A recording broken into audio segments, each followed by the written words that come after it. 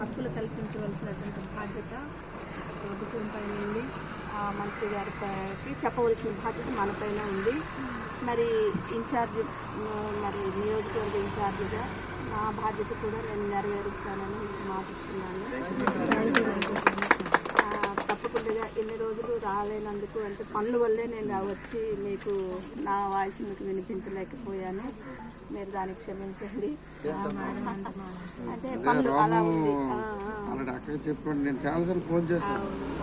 ఏంటంటే అక్క చెప్పురా అయ్యయ్యో నేను దేనికైనా నేనే ముందు కూర్చొని ఇక్కడ ఉంది అంటే నేనే ప్రతిరోజు వెళ్ళిన తప్ప నేను వచ్చి కూర్చుండేదాన్ని. కానీ నువ్వు చేస్తావా నేను చేయాలంటే ఎందుకు రా మరి ఇంకా నాకు చెప్పేస్తాను నేను అనేసి అది అందుకు నేను కూడా ఏదైతే మీ డిమాండ్స్ ఉన్నాయో మీ కష్టాలు ఉన్నాయో నేను కూడా మంత్రి విద్యాశాఖ మంత్రి గారితో నేను సీఎం దృష్టి కూడా చెప్తాను. అలాగే సీఎం గారు కలిసేటప్పుడు కూడా నేను ఈ పత్రాన్ని నేను అందజేస్తాను.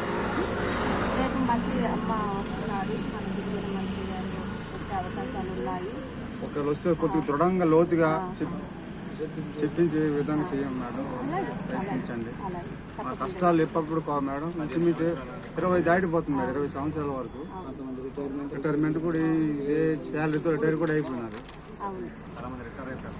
లేదు మనం అందరం సంఘటిత మాకు ఈ ప్రభుత్వం న్యాయం చేద్దనే ఉద్దేశంతో నమ్మకంతో ఉన్నాం తప్ప మన ప్రభుత్వమే కదా ఈ అవకాశాలు కల్పించింది. మరి గిరిజన ప్రాంతాల్లో ఉన్నటువంటి గిరిజన పిల్లలకి సేవలు అందించండి అని ఇచ్చిన అవకాశం మన ప్రభుత్వం చంద్రబాబు నాయుడు గారే కదా. మరి అతనికి అడగవలసిన హక్కు కూడా మనకుంది, చెప్పవలసిన బాధ్యత ఉంది. మరి నియోజకవర్గం ఇన్ఛార్జిగా నేను కూడా మీ తరఫున నేను వినిపిస్తాను తప్పనిసరిగా. నాకు మీరు ఏదైతే ఇస్తున్నారో రేపు ఈ అంశాన్ని కూడాను నేను మంత్రి గారి దృష్టిలో పెడతాను. ఇన్ఛార్జి గారు మంత్రి గారు వచ్చేటప్పుడు కూడా మీరు రండి, కొంతమంది పార్వతీపురంలో వచ్చేటప్పుడు అక్కడ కూడా సార్లు కలిసి మనం